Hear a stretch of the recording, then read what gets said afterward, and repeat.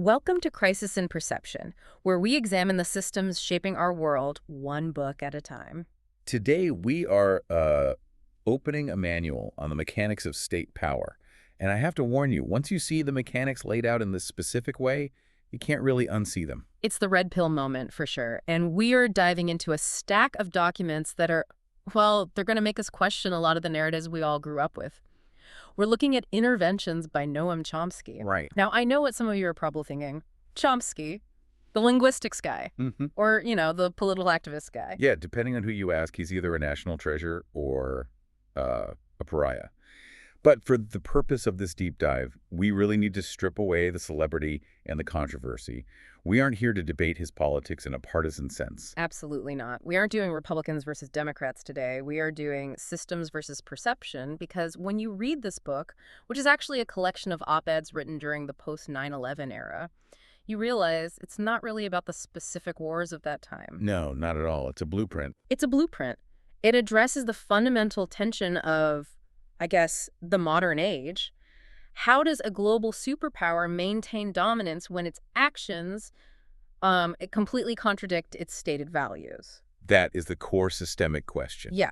We had this stated intent. We love democracy. We want to bring freedom. We want security for everyone. But then you have the system output. Which looks a whole lot like instability, terror proliferation, coups, and, resource control. And the reason this matters right now, is because we are living through the long-term consequences of the decisions made during the era this book covers. We really are. The patterns of intervention, the way the media frames conflict, the massive disconnect between what the public wants and what the government actually does, these aren't temporary glitches. No, they're not bugs. They are structural features. They're built into the machine. So if you're wondering why the world looks the way it does today, why the Middle East is still so unstable, why we're in a standoff with Iran, why Latin America keeps swinging back and forth, this book basically hands you the schematics. And says, here's how the machine was built. Exactly.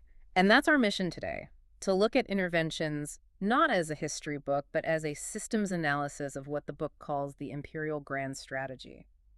So before we get into the heavy machinery of it all, let's talk about the author's role here. You mentioned we shouldn't think of him as an activist. So how should we frame Noam Chomsky in this context? Yeah, what's our lens for him today? Think of him as a rigid archivist, or maybe a forensic accountant for institutional behavior. Forensic accountant? I like that. It feels right. It's about following the money, but also the memos, the policy papers. Exactly. His method is incredibly consistent. He doesn't rely on, secret insider information or leaked documents. He takes the public record declassified files, the press, official government statements from the State Department or the Pentagon, and he simply compares them against each other. He's checking the receipts. He's just checking the receipts. He is looking for the disconnect between the rhetoric, what they say they are doing, and the record, what they are actually doing, year after year, administration after administration. He basically asks if the stated goal is X, but the outcome is consistently Y. Maybe the goal was never X to begin with. That's a terrifying thought, but it's the basis of systems thinking, isn't it? You judge a system by what it produces, not by what it says it wants to produce. Absolutely. Now, there's a fascinating bit of context about this book specifically. These essays, they have a weird publishing history, right? They do. And this is a data point in itself. It's part of the system we're analyzing. So Interventions is a collection of op-eds written between 2002 and 2007. The absolute peak of the global war on terror. The absolute height. The buildup to the invasion of Iraq, the Bush Doctrine, all of it. And these essays were distributed by the New York Times Syndicate. Okay, so the New York Times was selling them. They were a product. Yes. They were wire-serviced out to the world. They were published in major papers in Mexico, in Europe, in the Middle East. People in London and Berlin were reading these essays over their morning coffee. But, and there's a big but here. A huge but. They were rarely, if ever, published within the United States. The New York Times itself didn't run them. The Washington Post didn't run them. Wait, let's unpack this for a second. The New York Times Syndicate, the commercial arm, is making money selling these ideas to foreigners. Right. But the editors in New York, the gatekeepers, decided, Americans shouldn't see this. It highlights a system of what Chomsky calls permissible debate within domestic media. The ideas were considered fit for export, but not for domestic consumption. Wow. It suggests that there is a filter on what the American public is allowed to seriously consider, especially during a time of war. That's the crisis in perception right there. We are being filtered. The menu of acceptable thoughts is pre-selected for us. That's the argument. So, what was the dangerous idea that was getting filtered out? What is the central thesis that they didn't want us to read over our cornflakes? In plain language, the thesis is that the United States operates on a consistent imperial grand strategy designed to maintain a unipolar world. A world with one boss. One boss. So the goal, the system output, is not peace or democracy in the abstract. It is the prevention of any challenge to U.S. dominance. Dominance is the product. Dominance is the product, and intervention is the tool used to enforce that compliance. The terrifying part is the flexibility of the pretext. One day the reason for intervention is we need to find WMDs. Right. Existential threat. The next day, when no WMDs are found, the reason seamlessly shifts to we're there to promote democracy. When that doesn't work out? Then it shifts to humanitarian protection or ensuring stability. The pretext is interchangeable. The strategy of control is constant. Okay, let's pop the hood. The book lays out several core insights, mechanisms, really, of how this empire functions. And the first one is something the text implies pretty heavily. It's the logic of dominance. Or, to use a more colorful analogy that really fits the behavior described, the mafia principle. The mafia principle. I love this concept because it makes geopolitics so much easier to understand. It strips away the fancy language. Break this down for us. Okay, so picture a global order designed as a unipolar system.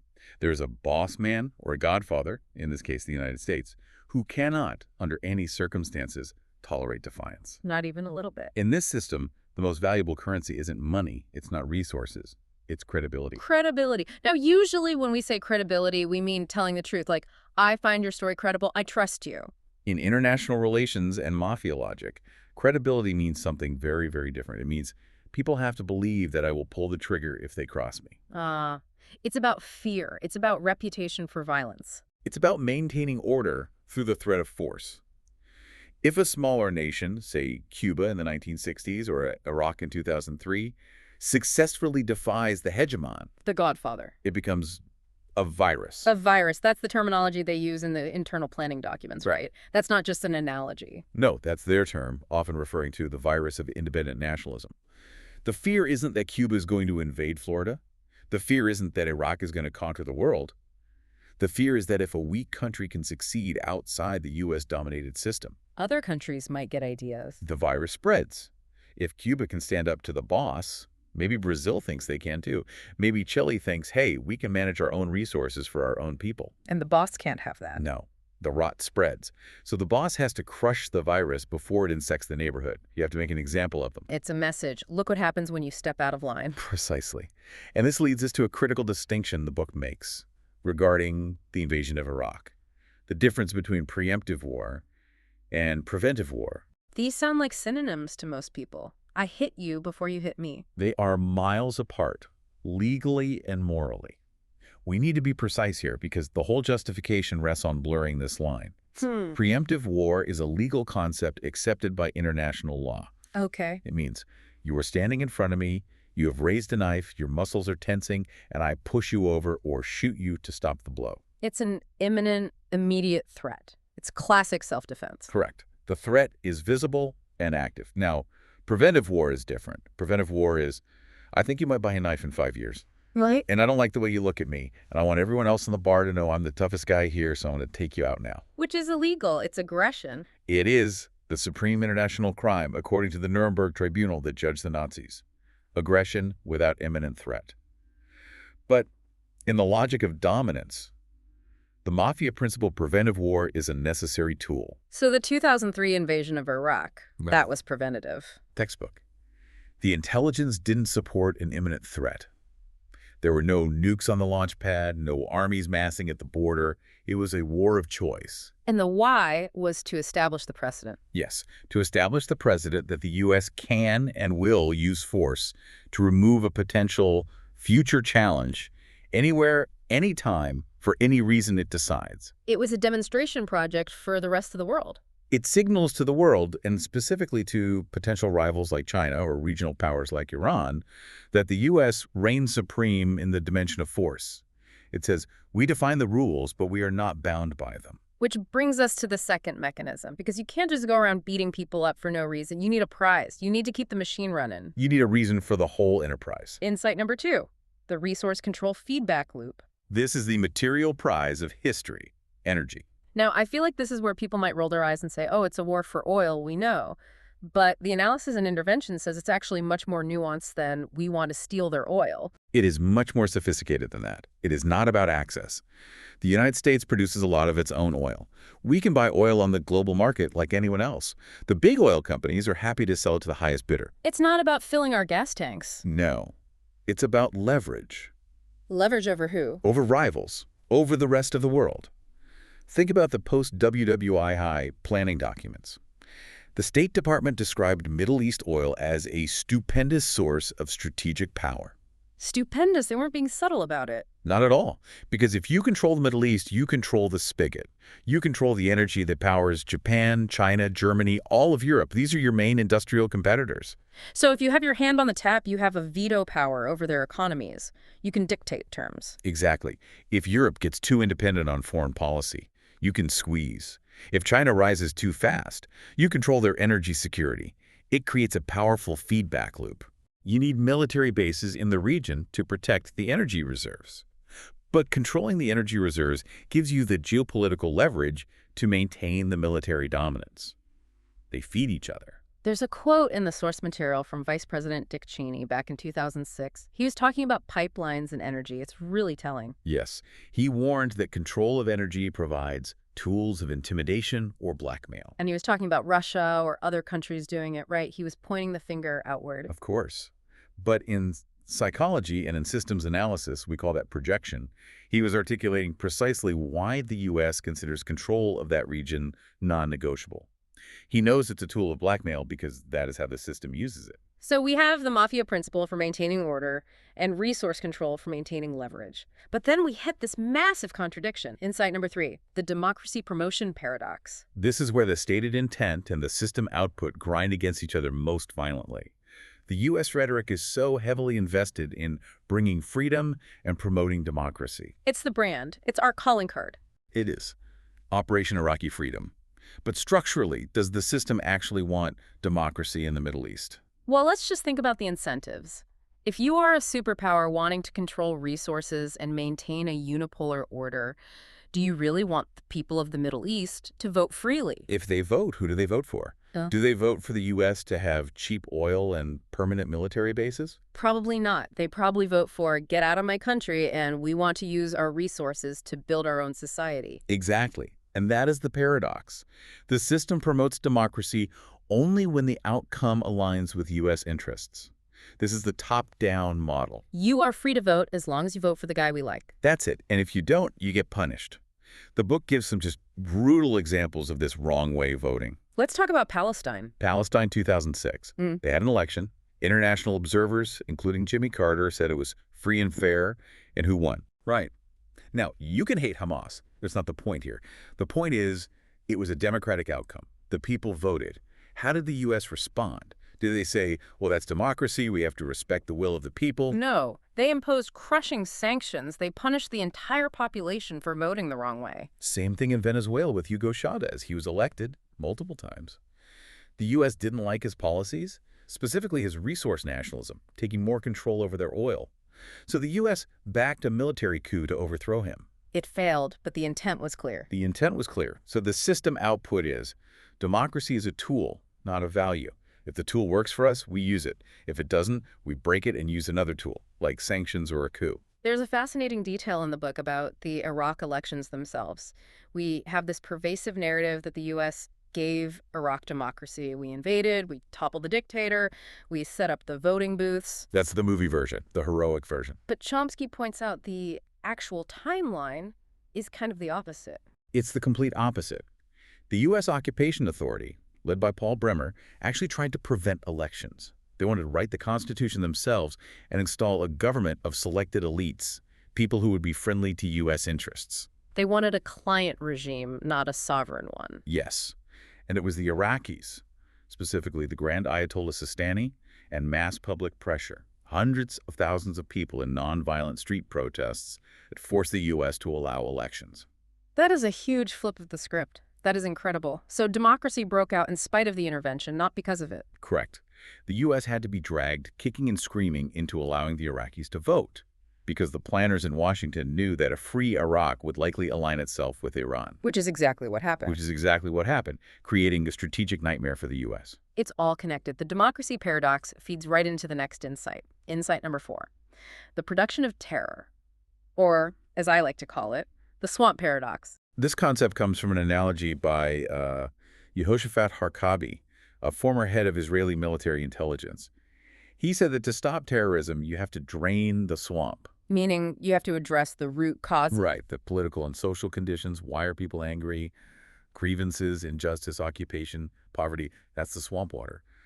If you drain it, the mosquitoes, the terrorists, can't breed. They die off. But the U.S. strategy in the war on terror wasn't draining the swamp. No. The system design relied on overwhelming military force. It tried to drain the swamp by smashing it with a sledgehammer. And what happens when you smash a swamp with a hammer? You splash the water everywhere, you create a gigantic mess. That's so. And you breed more mosquitoes than you can possibly imagine. The book points out that before the 2003 invasion, Iraq had zero al-Qaeda presence. Zero. None. Saddam Hussein was a brutal secular dictator. He hated religious extremists and crushed them. He and bin Laden were enemies. Exactly.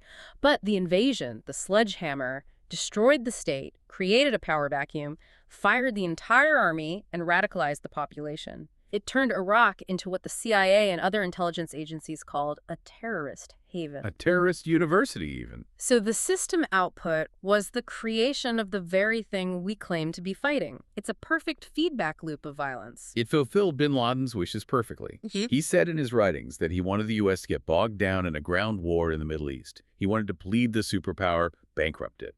The invasion was a gift to the jihadis. It served as the ultimate recruitment tool. This is what drives me crazy. The system persists in doing this. If it creates more terror, why keep doing it? Is it just stupidity?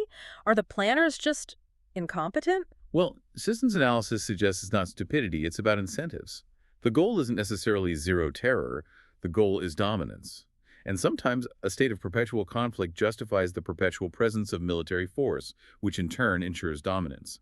It's a self-perpetuating machine. If there are bad guys out there, we need a massive defense budget. If our actions make more bad guys, we need an even bigger budget. And that leads us to the final and maybe most uncomfortable insight. Insight 5, the great beast and the domestic disconnect. The great beast. That's the historical term, right? It's not Chomsky's invention. No, it goes back to Alexander Hamilton and the Founding Fathers. They referred to the public, the common people, as the great beast. That's us. We're the beast. We're the beast, and the beast is dangerous. It's unpredictable.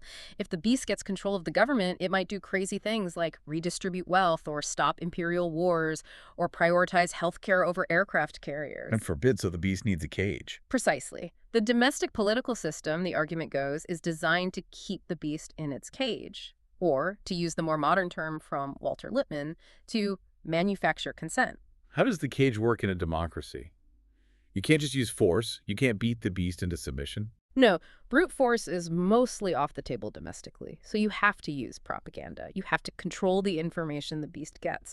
You have to keep the public distracted, frightened, or apathetic. And the book provides some stark evidence of this gap between the public and the policy. It's not a gap, it's a chasm. Chomsky cites study after study of public opinion from mainstream polling sources. Take the Kyoto Protocol on climate change. A vast majority of Americans favored signing it. And the government refused. Healthcare. The majority consistently favors a national healthcare system, something like what every other developed country has. The government pursues privatization and the interests of insurance companies. The UN? A strong majority of Americans favor the U.S. accepting UN leadership in international crises. The government consistently pursues unilateralism. So there's a complete disconnect. The government isn't doing what the people want on major issues. It is not just a disconnect. The book argues it is a design feature. If the public is terrified of a mushroom cloud, as Condoleezza Rice put it, they will acquiesce to war. They will stay in the cage. And elections become about personality, not policy. They become a marketing exercise. Exactly. The 2004 election between Bush and Kerry is cited as a prime example. The marketing was, who is strong, who is a war hero, who would you rather have a beer with? It wasn't about the nuances of the grand strategy. Because the system doesn't want the public debating the grand strategy. That is reserved for the substantial citizens, the elites, to decide behind closed doors. Okay, this is a lot to take in. This is a very complex machine. I think we need to pause and visualize this. We've been talking about the system abstractly. Let's make this explicit. Let's do a systems mapping. Imagine we have a big whiteboard here in the studio. We need to identify the actors, the incentives, the narratives, and the tools that keep the system running. Let's start with the actors. Who is actually running this show? At the very top of the hierarchy, the book identifies the imperial executive. The president and his inner circle, the National Security Council, the top Pentagon brass. But it's more than just the person in the office. It's the institution operating with what the book calls presidential sovereignty. This is the idea that the executive has the right to effectively suspend international law, the Geneva Conventions, the UN Charter, whenever it hinders the mission. They operate above the law, they impose on others. That's the core idea. They are the primary decision makers. Okay, who else is on the board? Who's helping them? The gatekeepers. This includes the media establishment and the respectable intellectual class. The pundits you see on TV, the experts from think tanks, the editorial boards of major newspapers. Their systemic role is to filter reality. Yep. They determine what facts are acceptable to discuss. For example, during the buildup to the Iraq War, the fact that the U.S. had actively supported Saddam Hussein in the 1980s during his worst atrocities. It's largely filtered out of the conversation. It was memory hold. Because mentioning that in 2003 would ruin the simple narrative that we are the moral judge. It complicates the good versus evil story. Exactly. So the gatekeepers erase that history. They ensure the narrative remains simple. Saddam is bad. We are good. Next actor on our map, the great beast. The general population. Us. Our role in the system is to be the spectators. We are meant to watch the show, pay the taxes that fund it, and provide the soldiers who fight in it. And for the most part, our opinions are irrelevant to policy formation. Unless we break out of the cage and disrupt the system through mass protest and civil disobedience, that's when we have to be managed. And finally, a key set of actors, the client states. These are nations like the UK under Tony Blair, or Israel, or other key allies. The text describes them essentially as local cops on the beat. Junior partners. They're junior partners. They help enforce the order in their respective neighborhoods, and in exchange, they get protection, weapons, and economic support from the boss. Okay, those are the actors. Now let's list the incentives. This is maybe the most important part. Why do they do it? For the state itself, the ultimate incentive is hegemony. The ability to act unilaterally, to shape the global economic and political system in your own interest without asking anyone for permission. It's the ultimate power. And for the private sector, the military-industrial complex, the big corporations. The book uses a very specific word, a bonanza. War is incredibly profitable. You have arms sales, but then you also have the reconstruction contracts for companies like Halliburton and Bechtel to rebuild what was just destroyed. That explains the persistence of the system, doesn't it? Even if the war is a strategic disaster for the soldiers or the Iraqi people or the U.S. taxpayer. It is a massive success for the shareholders of those corporations. The costs are socialized borne by the underlying population, the taxpayers, and the soldiers. The benefits are privatized, flowing directly to the decision-makers and well-connected corporations. There is no negative feedback loop for the elites. They don't lose their jobs or their fortunes when the policy fails catastrophically for everyone else. Exactly. If you are a CEO of a defense contractor, the Iraq War was not a failure. It was a record-breaking success for your bottom line. Okay, now let's look at the narratives. Every system needs a story to tell itself, to justify its actions. The primary foundational narrative is, we are good. Simple, powerful, effective. It is the fundamental principle that the state's intentions are always benevolent. Even when the result is an atrocity, like the bombing of a civilian shelter, it was a mistake or a blunder or a tragic error in the pursuit of something noble. They were trying to save them. Whereas when they do it, It's because they are evil. It's inherent in their nature. another crucial narrative tool is the single question. This is a powerful technique for controlling debate. I've seen this used so many times. It is. You reduce a complex geopolitical history that spans decades down to one urgent, terrifying yes or no question. In 2002, it was, will Iraq disarm? And if you tried to say, well, wait, let's talk about the history of the region or the effects of the sanctions, people would shout you down. Answer the question. Are you saying he should keep his weapons? Will they disarm? It forces compliance. You are either with us or with the terrorists. There is no room for nuance, for history, for context. And finally, let's list the tools on our whiteboard. We've talked about military intervention and economic sanctions, but let's talk about the most powerful domestic tool. Fear. Fear? Fear is the grease that keeps the domestic gears turning, elevating minor or manageable threats to survival issues. Saddam in 2003 was a broken dictator of a third world country with a shattered army. He was barely holding his own country together after a decade of sanctions. But the narrative turned him into a threat to the very existence of the United States. They made a significant portion of the population believe he was going to nuke New York, that he was in league with al-Qaeda. It was pure fiction, but it worked. Without that manufactured fear, the great beast never would have supported the war. Okay, we've mapped the system. We see the feedback loops, violence begets violence, the apocalypse loop, where we ignore existential threats like climate change for short-term power and profit. Now let's bring this to the present day, because this book covers 2002 to 2007, but honestly, it feels like we are reading the news from this morning. The strongest implication here, and the book's main point, is structural continuity. The book talks about a strong line of continuity from the Cold War right through the War on Terror and into today. Meaning it didn't matter that the Soviet Union fell. The machine, the grand strategy, it just kept running. The system requires an enemy to justify its existence and its budget. When the Soviet Union collapsed, the system didn't say, "Great world peace, time for a peace dividend." It said, "Okay, who's next?" We needed a new villain. And we seamlessly replaced international communism with Islamic fundamentalism or rogue states. Today we are seeing the official pivot to great power competition. The enemy is now China. And if you listen to the rhetoric, it is almost identical. They are a threat to the rules-based order. We must contain them. They don't share our values. The players change, but the script stays the same. The logic of dominance cannot accept a pure competitor. Precisely. And look at Latin America. The book mentions it falling out of control back in the early 2000s. This keeps happening. It's a recurring pattern. It is. The U.S. historically treats the Western Hemisphere as its backyard, its domain. But we keep seeing these waves of independence. Resource nationalism in Bolivia, Venezuela, Brazil. Countries saying, we want to use our lithium and our oil for our own development, not for foreign corporations. And the system output from Washington is always to try to bring them back in line. Sanctions, funding opposition groups, backing soft coups, economic pressure. But the system it's failing there more often than it used to. The control mechanisms aren't working as well as they did. No. The U.S. can't just snap its fingers and overthrow a government as easily as it did in the 70s. That is a sign of a slow but steady imperial decline. Which actually makes the situation more dangerous, right? A declining hegemon, a wounded animal, might be more prone to lashing out. Absolutely. And then there is Iran. We are still in this standoff decades later. We are. And if you trace it back through the systems analysis in this book, it all stems from the inability to accept defiance, to accept the 1979 revolution. The U.S. refuses to give security guarantees to Iran. We have them surrounded with military bases in Iraq, Afghanistan, the Gulf. We openly talk about regime change.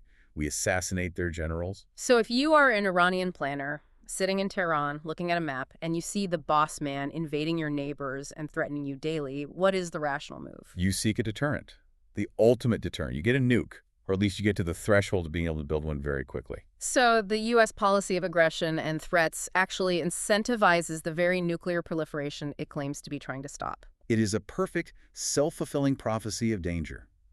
We claim we are threatened by their future weapons, so we threaten them, which makes them build the weapons, which proves we were right to be threatened all along. And round we go. Finally, let's talk about the erosion of domestic democracy. This connects right back to the Great Beast.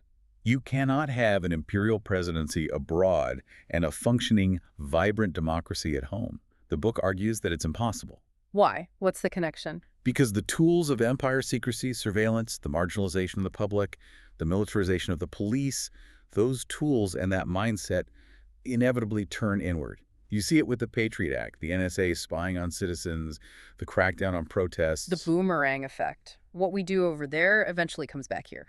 And the crisis of democracy at home is managed by keeping the electorate uninformed and polarized.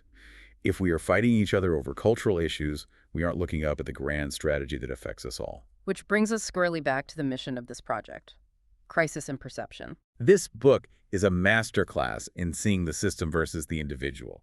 It is so tempting to look at the Iraq War and say, oh, George W. Bush was a bad apple, or Dick Cheney was the villain. It's easier, it gives us someone to blame, a face to put on the problem. But the systems analysis says, replace them with anyone else, a Democrat, a Republican, a moderate, and if the grand strategy remains unchanged, the output is largely the same. The drone strikes massively expanded under Obama, the sanctions continued, the military budget kept growing. The system creates the behavior, not the other way around. The responsibility of intellectuals and of citizens is to expose the system, not just criticize the latest figurehead. And that ties into how institutions shape our perception.